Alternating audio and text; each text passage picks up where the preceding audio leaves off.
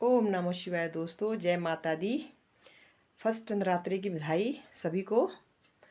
और मैंने पूजा भी कर दी है, बर्तन भी धो लिए, भगवान के पूरे बर्तन साफ कर दिए और सूर्य देव जी को भी अर्घा दे दिया है। और अपने किचन गार्डन से फर्स्ट फूल, साल के फर्स्ट फूल माता के शरण में चढ़ा दिए है। ये मेरे फर्स्ट गुलाब है, साल के जो फर्स्ट फूल आते हैं ये मैंने अपनी माता के शरण में चढ़ा दिए हैं। और अब जाके मैं घर का काम करूँगी। सभी दोस्तों को लिए नवरात्रि की बधाई। बने रहना दोस्तों मेरी वीडियो पे। जय माता दी। ओम नमः शिवाय दोस्तों, मैं मटर छील रही हूँ। आज मुझे अपनी बीते दिन याद आ रहे हैं। कौन से दिन? जब मेरी शादी हुई थी ना, वो दिन याद आ रहे हैं। पता है ना दोस्तों कि मेरा मायका तो ज्यूरी में है और मेरी शादी हुई किन्नौर में, पूनंग में, डाखाना टापरी, तहसील निचार, जिला किन्नौर, गांव पूनंग में मेरी शादी हो गई है। और जब मेरी शादी हुई तब मैं 15 साल की थी। ऐसी नहीं हुई शादी, मतलब शादी मतलब जैसी होती पहले, मतलब सिंपल सी शादी। मेरे मम्मी पापा ने शादी कराई है, मेरी सगाई हुई है तो मैं 15 साल की थी। 15 साल क्या होता है, बच्ची होती। उस टाइम तो कोई पता नहीं था कि क्या होती शादी। तो फिर शादी हुई, मतलब बारात आई। तो फिर जब मेरी विदाई होने लगी, जो मेरी मम्मी थी, मेरे रिश्तेदार थे, सभी रोने लगे और मम्मी रोने लगी मेरे गले में आकर। तो मैं बोलने लगी, मम्मी आप क्यों रो रही है? बोलने लगी तेरी शादी हो रही है। तो शादी हो रही है ना मम्मी, तो क्या हो गया, शादी हो रही है। तो फिर रोते हैं बेटा, जब शादी होते तब रोते हैं। लड़की की विदाई में रोना पड़ता है, जो दुल्हन होती है उसको रोना पड़ता है। तो मैं सोचने लगी तो क्यों रोते हैं, तो मेरी तो शादी हो रही है भाई। तो मैं बोलने लगी अपनी मम्मी को, मम्मी तो क्यों रोना, मैंने जबरदस्त क्यों रोना, मुझे तो रोना नहीं आ रहा है भाई। तो मम्मी बोलने लगी तो कोई बात नहीं बेटा, आपको रोना नहीं आ रहा तो मुझे तो रोना आ रहा ना कि मेरी लड़की आज मुझसे दूर जा रही है। तो मैं बोलने लगी मम्मी मैं क्यों दूर जाऊंगी, शादी होगी तो मैं कल परसों में वापस आ जाऊंगी आपके पास। तो मेरा उस टाइम कितना बचपन था, मुझे ये भी पता नहीं था कि शादी क्या चीज़ होती है, विदाई क्या चीज़ होती है, रोना क्या होता है। बचपन। और शादी हो गई किन्नौर में। जो नेगिज लोग होते हैं उनकी भाषा दूसरी होती है, हम लोगों की भाषा दूसरी है। हमारी भाषा पहाड़ी। पहाड़ी भाषा तो मतलब ऐसे सभी जानते हैं, हिंदी में मतलब मिलती है पहाड़ी भाषा। जो किन्नौर वालों की भाषा है वो बहुत टफ होती है, वो किसी को समझ नहीं आती है।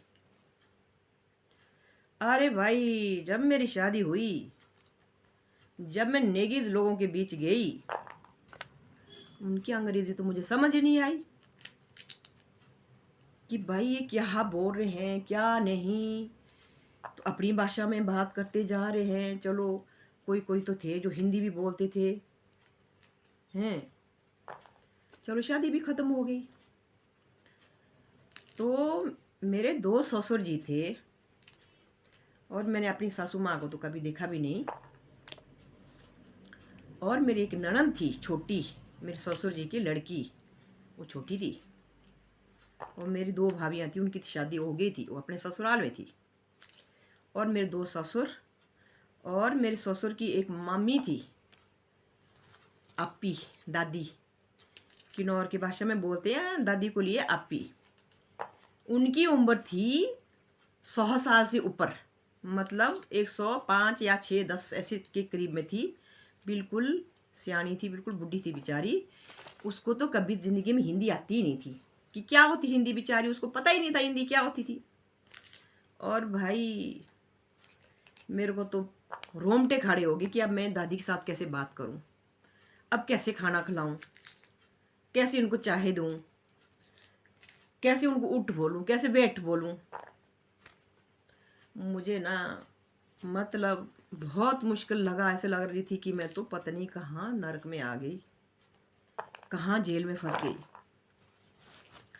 और बड़ी मुश्किल से पप्पड़ बेल बेल के जब खाना खिलाना है तो खाना देती थी सब परिवारों को। मेरे ससुर जी थे दो, और वो दादी थी, एक छोटी ननद थी। तो दे देती थी थाली में परोस कर, जो भी देना, रोटी चावल कुछ भी कुछ भी। तो औरों को तो हिंदी में बोल देती थी कि चावल ले लो, दाल ले लो।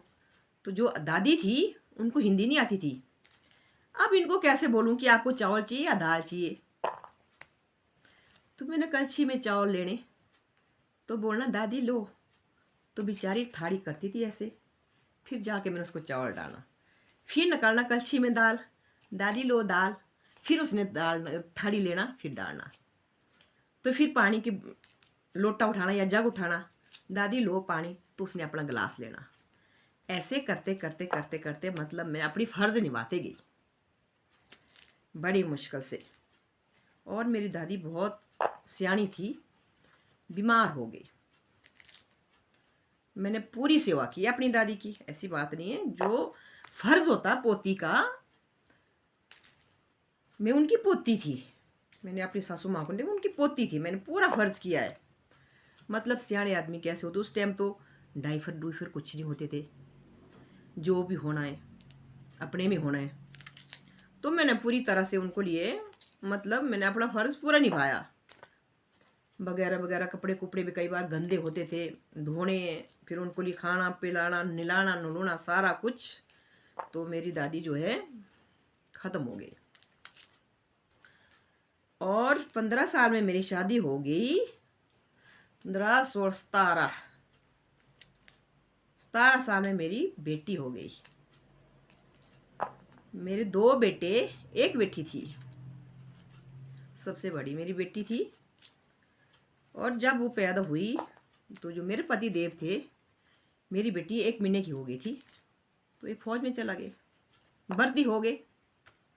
भर्ती होने के बाद साल के बाद आए, साल के बाद आए। फिर बस आते जाते गए, आते जाते रहते थे। और फिर जहाँ मेरे सास ससुर का घर था वहाँ पर आग लग गई। और मेरी लड़की जो थी, मेरी बेटी का नाम था उषा, और घर के नाम से उसको बोलती थी पिंकी। और हम गए थे टापरी आंगनबाड़ी के सामान लाने, राशन लाने। और मैं फिर उस टाइम भी प्रेग्नेंट थी। मेरा बड़ा वाला बेटा मेरे पेट में था। पूरे गांव वाले लाते थे पीठ में, वहाँ पर सड़क नहीं थी, पूरा सामान पीठ में चक्के ले जाना था टापरी से। और शाम के 5-6 बजे हमारे घर में आग लगी गांव में। जब हम आधे रास्ते में आए तो देखने लगे भाई किसके घर में आग लगी, ओहो भाई ये तो मेरे घर में आग लगी। और जितने भी गांव वाले थे पूर्णांक के लोग, सभी ने वो जो पीठ में चका था राशनवाड़ी आंगनवाड़ी का राशन, सभी ने रास्ते में छोड़ दिया और सब भाग भाग के चला गए गांव में। और घर में मेरे बड़े वाले ससुर जी थे, वो भी काफ़ी बुजुर्ग थे। और मेरी बेटी थी उषा, और डांगर थे, वेडियाँ थी, मेरी जिठानी थी पली साइड, उनका मतलब हम साथ साथ ही थे, मतलब वो अलग रहते थे, मतलब साथ ही था उनका घर भी। तो मेरी बेटी को तो किसी ने बचा दिया। और जो डंगर वेड़ी थे वो सारे जल गए, लत्ता कपड़ा सारा जल गया। और कैसे कैसे करके मैं भी घर में पहुंच गई, घर तो जल गया। बस साल भर हमने किसी के घर में मतलब रहने लगे। फिर अपने बगीचे में चले गए, चादरें ले ली, ढारा बना लिया, ढारे के अंदर रहने लगे। बस चादर को खड़ा करके उसी में रहने लगे, खाना पीना बनाने लगे और मकान बनाने लगे। तो मेरे पेट में बच्चा था, मेरा बड़ा वाला बेटा, मेरी डिलीवरी वहीं पर हो गई। और दोस्तों जब मेरी डिलीवरी हुई तो मेरी डिलीवरी होने के बाद 6-7 दिन हो गए थे, तो हम घर बना रहे थे। तो मुझे भाई आराम नहीं मिला। वो दिन मुझे बहुत याद आते, बहुत कोसता वो दिन मुझे। उस टाइम में गैस चूल्हा कहाँ, लकड़ियाँ फूक फूक के तो खाना बनाना, आग में चूल्हे में फूक फूक के। और मेरे ससुर जी इतने डेंजरस थे ना, बड़े वाले ससुर, बड़े खतरनाक भाई, बहुत तंग करते थे बहू को। तो ऐसे सोचती थी तू पता नहीं तू चीज ही क्या है। पर मैं अपनी फर्ज निभाते रही। 6 दिन के बाद मैं सबको खाना खिलाते गई, मिस्त्रियों को खाना खिलाना, नाश्ता बनाना, दिन का खाना बनाना चूल्हे में। और पानी बहुत दूर हुआ करता था हमारा, आज तो नहीं है, अब तो सब सब कुछ कमरे में है, सारा कुछ। और हमारे जो है ना 15 मिनट का रास्ते से दूर जाना पड़ता था, पानी तो पीठ में लाना पड़ती थी, कैनी में, या बुटलोई होती थी ना पहले तांबे वाली, वो पीठ में किल्टे के अंदर लाती थी मैं, वहां से लाना। और भाई 6 दिन के 7 दिन के बाद मुझे सब परिवार को खाना बनाना पड़ता था, लेबर होते थे, लेबरों को खाना बनाना पड़ता था। मैंने कैसे कैसे दिन नकारे हैं पता नहीं, मेरे आत्मा जानता है। उनके घर में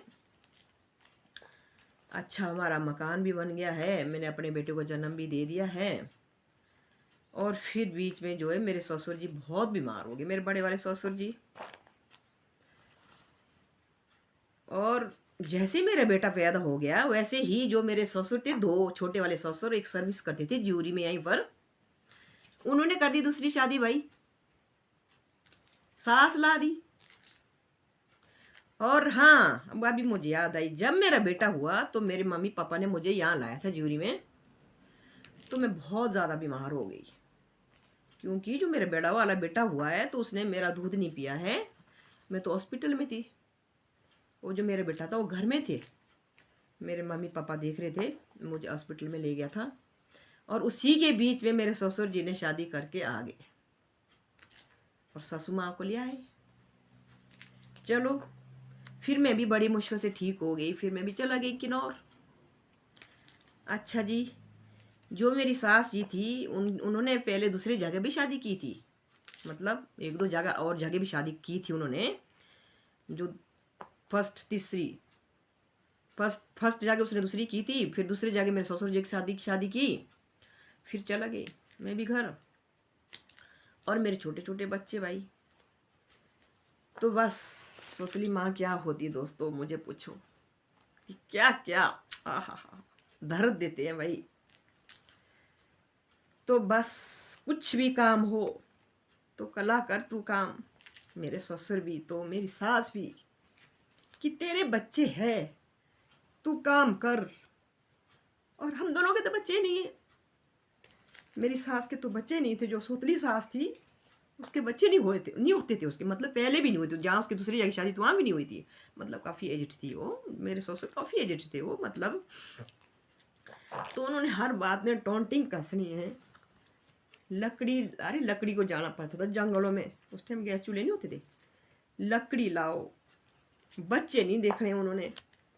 अगर मैं कुछ बोलती कि मैं भी थक गई आप लोग करो, तो मुझे टॉन्टिंग कसनी कि आपके बच्चे हैं, हमारा तो एक पेट है भाई, हम तो जैसे न कैसे जी लेंगे भाई, हम तो अपने पेंशन खा रहे भाई। मेरे ससुर जी है पेंशन खाते थे, रिटायर हो गए थे ड्यूटी से, तो भाई उन्होंने भाई मेरा जीना हराम कर दिया। अच्छा जी, फिर भी मैं फर्ज निभाते रही, जो मेरे माँ बाप ने मुझे संस्कार दिए थे। और मैं बच्चे से पहले मैं सियानी बन गई थी कि मुझे सभी की फिक्र होती थी, कैसे कि नहीं मैंने सबका फर्ज ही निभाना है। पर रोऊंगी नहीं मैं, अच्छा नहीं लगता रोना, सबका फर्ज निभाना है। यही संस्कार मुझे मेरी मम्मी पापा ने दिया था कि बेटा लोगों के घर में अच्छे दिन भी आएंगे बुरे दिन भी आएंगे, कि अपने फर्ज से पीछे नहीं हटना, अपने अपना फर्ज निभाना है। आप बहू भी हो, किसी की पत्नी भी हो, किसी की भाभी भी हो, मतलब आपके साथ सभी रिश्ते जुड़े हैं, आपने सब रिश्ते निभाने और निभाते गए। और मेरे ससुर जी ने मेरी सास के साथ अलग रहने लगे, वो कि नहीं हम तो चूल्हा अलग कर रहे हैं भाई, हम अलग रहेंगे। फिर अलग रहने लगे, मेरे को अलग नकार दिया। और जो मेरे पति देव थे वो फौज में थे, और साल 6 महीने बाद आते थे वो। पर वो भी लोगों की बातों में लगते थे, मेरी सास के, ससुर जी के, और उनकी जो दीदियाँ थी दो, उनकी बातों में वो भी मुझे बहुत टॉर्चर करते थे, बहुत ज़्यादा। फिर उन्होंने साल 6 महीने जो 1-2 महीने जो छुट्टी आना था, अरे आते थे, बस वो काट के चले जाते थे। बस फिर वही कल अकेले फर्ज पर फर्ज निभाते रहती थी। अच्छा जी, जो मेरे ससुर थे, फिर मेरी बेटी मैट्रिक में हो गई थी, बड़ी हो गई थी मेरी बड़ी वाली बेटी, जो मैट्रिक में उसने जहर खा के मतलब आत्महत्या कर दी, फेल हो गई मैट्रिक में, उसने जहर खा दिया। अच्छा जी, फिर मेरे ससुर जी, मेरे सास जी, उन्होंने जब क्रियाक्रम होता है तो उन्होंने जहाँ वो अलग रहते थे अपने रूम में उन्होंने जंदा लगा लिया भाई। जब मेहमान आए तो जंदा ना खोले भाई, वो मेरे पास तो एक रूम था, अब क्या करें। बड़ी मुश्किल से कैसे न कैसे करके मेरे पति देव भी आ गए घर, और कैसे न कैसे करके क्रियाकर्म भी कर दिया, सब कुछ कर दिया। मेरी बेटी का जैसे क्रियाकर्म हुआ वैसे ही मेरे ससुर जी और मेरे सास घर छोड़ के चला गए, और जगह किसी के मकानों में रहने लगे। और मैंने कैसे कैसे दिन बताए, अकेले, लड़की का दुख था, घर भी संभालना था, मुझे संभालने वाला कोई नहीं था। अच्छा, मैं अपने फर्ज निभाते गई। जो फिर मेरी जो ननद थी ना, ननद, वो बीमार हो गई, घुटने उनके चलते नहीं थे, उसको हो गए थे, मतलब वो 5-6 साल बीमार रही, पाँव नहीं चलते थे उसको, मतलब लेटरिन बाथरूम जो भी है पीठ में चक्के ले जाना मैंने, फिर कराना है।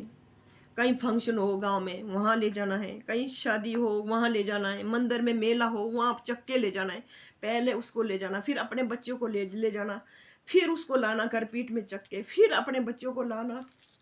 मैंने ऐसे करते करते मैं अपना फर्ज निभाते गई। दोस्तों, मैंने बहुत दुख उठाया ज़िंदगी में, मैं बहुत कठोर भी हूँ, मैं स्ट्रॉन्ग भी हूँ, मैं रोती भी हूँ, मैं भगवान ने पता नहीं मेरी किस्मत में क्या लिखा, फिर भी मैं अपने भगवान से नाराज़ नहीं हूँ, मैं खुश हूँ, क्योंकि मेरे भगवान ने मुझे बहुत साथ दिया है अभी तक। अच्छा जी, फिर सर्दी आ गई तो मैंने अपने जो मेरी ननद थी उनको मैंने अपने मायके में ला दिया, क्योंकि सर्दी में बहुत मुश्किल होती, किन्नौर में बर्फ पड़ती थी, पानी नहीं मिलता था, पानी जाम, मेरे 2 बच्चे, फिर मैं सबको कैसे संभालूं, मेरे ससुर बीमार हो गए, तो मैंने अपने मायके में पहुंचा लिए, मैंने अपनी ननद को लिए। तो मेरे ससुर जी बहुत बीमार हो गए, बड़े वाले, और बाहर इतनी इतनी बर्फ, मेरे सास और ससुर नहाए घर में। बस जो मेरे रिश्तेदार थे, हमारे पड़ोसी थे, वो आते थे शाम शाम को, 2-2 3-3 घंटा बैठ के चले जाते थे, फिर रात मैंने अकेले बितानी है। फिर मेरे ससुर जी की भी डेथ हो गई है, बड़े वाले ससुर जी की। तो फिर मेरे पति देव भी आए हैं, तो उस टाइम तो मेरी सोतली सास भी और मेरे ससुर जी भी आ गए, और जो मेरी ननद थी ज्यूरी उनको भी ला दिया, मेरी भाभियाँ भी ला दिया, घर आए, और मेरे पति देव भी आ गए। और बस जैसे आज शाम को क्रियाकर्म होना था ना मेरे मेरे ससुर जी का, इन्होंने शाम से मेरे साथ झगड़ा शुरू करना कर दिया, और दूसरे दिन मुझे नकार दिया है घर से। और मेरे रिश्तेदार भी आए थे ज्यूरी से ना, मेरे पास बहुत आए थे रिश्तेदार, और हम आ गए। जो हमारा जो मेरा जब मेरी शादी हुई, जो मेरा धर्म भाई था, हमारे धर्म भाई होते हैं, तो उनको लगा पता कि मेरे को भाई घर से नकार दिया। जो मेरी बुआ जी थी उन्होंने मुझे ज्यूरी आने नहीं दिया, उन्होंने मुझे अपने पास ही रखा, और 3-4 दिन के बाद मुझे घर भेजा मेरे ससुराली, मैं चला गई। और उन्होंने जितना भी राशन पानी आया था क्रियाकर्म को, तो सारी मेरी सोतली सास ने अपने कमरे में ले गया, तो पूरा मतलब पूरा बंद कर दिया था राशन पानी। ऐसे करते करते दोस्तों मैंने बहुत पापड़ बेले हैं, और मेरे पति देव भी उनकी बातों में आने लगे हैं, पता नहीं क्या क्या फुसलाने लगे कि इसको भाई इसको नकार दो घर से, तेरी दूसरी शादी कराएंगे, क्या करना, ढींगा करेंगे, फलाना करेंगे। दोस्तों, मैंने तो बहुत पपड़ बेले अपने ससुराल में, फिर भी मैंने अपना फर्ज नहीं, मतलब अपने फर्जों से पीछे नहीं हुई। और मेरे पापा ने फिर जो अभी मैंने जो मकान बनाया है, मेरे पति देवी मुझे बहुत तंग करते थे, मतलब अभी भी करते हैं, अभी भी मेरे साथ नहीं है। मैं पूरी इंतज़ार करते रही पूरी ज़िंदगी भर कि मेरा पति आज नहीं कल, कल नहीं परसों सुधर जाएंगे। उम्मीद लगा के रही भाई मैं कि नहीं, अभी आएंगे फौज से, शायद सुधर जाएंगे, अच्छी बात करेंगे। पर नहीं दोस्तों, मेरे बच्चे शादीशुदा हो गए, शादी करने के लायक हो गए। 22 साल मेरे पति फौज से आए रिटायर। 22 साल के बाद भी बहुत तंग किया मुझे, और मेरे बेटे बड़े वाली बेटे की शादी कर दी और उसके ड्रामे ख़त्म नहीं हुए भाई। बहुत तंग करते रहते थे भाई। और छोटे वाले बच्चे ने लव मैरिज कर दिया। अपने मन पसंद की शादी लाई, बहू को लाया किन्नौर में। तो उस टाइम उसकी यही ड्रामे कि मैं यहाँ पर इसका फंक्शन नहीं करने दूंगा, वो नहीं करने दूंगा, ढींगा नहीं करने दूंगा भाई। अच्छा क्या, तो उस टाइम मेरा घर यहाँ पर अधूरा था, तो मेरे को निकाल दिया घर से। बड़ा वाला बेटा तो उस टाइम अलग रहने लग गया था। आ गए हम यहाँ पर ज्यूरी में, दरवाजे खिड़की कुछ नहीं थे, मतलब एक रूम था मेरे पास। बोला मैं यहाँ पर तो इसको कुछ नहीं कराने दूंगा, तू जहाँ तेरे बेटे को कहीं भी कर ले। तो मैं अपने मायके में, जहाँ मेरे पापा ने मुझे घर दिया बना के, वहाँ पर मैंने उसका सारा फंक्शन करा दिया। और मेरे पति ने जो मकान था किन्नौर में पूरा तोड़ फोड़ कर दिया, पूरी ग्लेजिंग तोड़ी, पता नहीं क्या क्या किया भाई। मैंने बहुत पप्पल बेले है। फिर दूसरे तीसरे दिन हम घर गए, पूरा घर की सफाई की, फिर बड़ी मुश्किल से बच्चों को रखा, कुछ दिन में भी रही, पर वो हमारे से अलग हो गया। 6 महीना 6 महीना अलग रह गए हमारे से, मेरे बेटे से और मेरे से। मेरे बड़ा वाला बेटा तो अलग ही था, मेरा छोटा बेटा और मेरी छोटी बहू से अलग रहने लगे, और वो लोग भी अलग रहने लगे। फिर मैं तो आई नीचे, मेरे यहाँ घर का काम था, फिर यहाँ पर ही करने लगी। फिर कैसे कैसे कैसे कैसे करके फिर वो हमारे साथ ठीक रहता था, फिर इधर भी आने लगे, फिर ऐसे भी यहाँ पर भी रहने लगी। यहाँ फिर मेरे साथ टॉर्चर करने लगे, फिर यहाँ से भी भागे मेरे को छोड़ के। मार पिटाई करना, कभी कुछ करना, कभी कुछ करना। अति आके मैंने तब जाके कोर्ट में मैंने उनको लिए केस कर दिया उन पर मैंने, कि मुझे जो मेरा हक है वो मुझे मिलना चाहिए। अभी मेरे 3 साल हो रही कोर्ट में पेशियां खेलते खेलते। अब जाके फैसला हुआ, 2 महीने के बाद मेरा फैसला हो जाएगा, मुझे खर्चा मिल जाएगा। और मेरा पति अभी भी बाहर ऐश की ज़िंदगी काट रहा है दोस्तों। ये है मेरी ज़िंदगी दोस्तों। ऐसे ऐसे पपड़ बेले मुझे ससुराल में भी, मैंने कैसे कैसे जी, मैं वहाँ पर कैसे कैसे दिन काटे। उधर से उनकी भाषा समझ नहीं आती थी, उधर से उनका उठना बैठना, मतलब घर में मेरी सास थी नहीं कि कैसे होती सासू माता अपनी बहू को लिए मतलब प्यार करेगी। उस घर में कोई लेडीज थी नहीं, 2 ससुर थे, फिर बाद में सौतली सास, वो भी और भी खतरनाक। कैसे कैसे मैंने पपड़ बेल के मैं आज भी इसी स्थिति में हूँ दोस्तों। आज तक भी मैं अकेले हूँ, और मेरे भोलेनाथ की कृपा है मुझ पर कि मैं दुखी भी हूँ अपने भगवान से, कि भगवान जी आपने सारा दुख मुझे ही दिया क्या संसार में, मैं कब सुखी रहूँगी। फिर सोचती हूँ भगवान के लिए, मैं लोगों को देखती हूँ कि नहीं मेरी ज़िंदगी तो फिर भी अच्छी है, कोई तो मेरे से भी ज़्यादा दुखी है। फिर मैं अपने भगवान से बोलती, प्रभु मुझे क्षमा करना, आपने तो मुझे और भी अच्छी ज़िंदगी दी है। अभी भी मेरे भगवान के सहारे से मैं ज़िंदगी काट रही हूँ, और मेरा भगवान मुझे कदम कदम के साथ है, मेरे भगवान खड़े। अभी मुझे किसी चीज़ की कमी नहीं है, मैं थोड़ी अस्वस्थ जैसी रहती हूँ, पर दुख और सुख तो ज़िंदगी में आते रहते हैं दोस्तों। इसका तो क्या कहना, ये तो मर भी जाए हम तब भी हमारे को कभी अच्छा तो कभी बुरा, कभी सुख तो कभी दुख। ये है दोस्तों मेरी ज़िंदगी। अब लोगों को देख के भी जीना भी पड़ता है।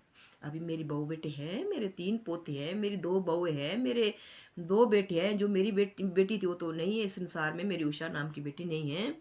तो मैं जाती किन्नौर जाती हूँ, मैं अपने बच्चों के पास जाती हूँ, मेरे बच्चे भी आते हैं, तो फिर मैं ज़्यादा वहाँ नहीं रहती हूँ। मैं ज़्यादा करके मैं अपने इधर ही रहती, जो मेरे पापा जी ने घर दिया है मैं ज़्यादा करके यहीं रहती हूँ। तो बस मैं अपनी ज़िंदगी गुजार रही हूँ आप लोगों के सहारे, आप लोगों के साथ बातें करते रहती हूँ। ऐसे लगता कि कब मेरा ब्लॉग बनाने का टाइम आएगा, कब आप लोगों से मैं अपने दुख और सुख में शेयर करूँगी, और कब आप लोगों से मिलूँगी। बस मुझे अच्छा लगता है कि इंतज़ार जैसी लगती है दोस्तों। बस दोस्तों मेरी वीडियो पे बने रहना, मुझे अच्छे लाइक अच्छे सब्सक्राइब करना। मैं आज की वीडियो यहीं समाप्त करती हूँ। ओम नमः शिवाय दोस्तों।